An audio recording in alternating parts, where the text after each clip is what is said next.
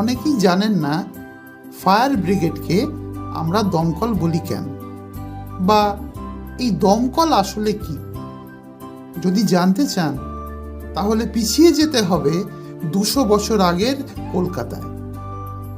কলকাতা তখন ভারতবর্ষের রাজধানী, সারা দেশে চলছে ব্রিটিশ রাজ। কলকাতার কোনো প্রান্তে আগুন লাগলে তার খবর পৌঁছানো ছিল এক প্রকার অসম্ভব ব্যাপার, কারণ সেই সময় ভারতবর্ষে টেলিফোন পরিষেবা চালু হয়নি।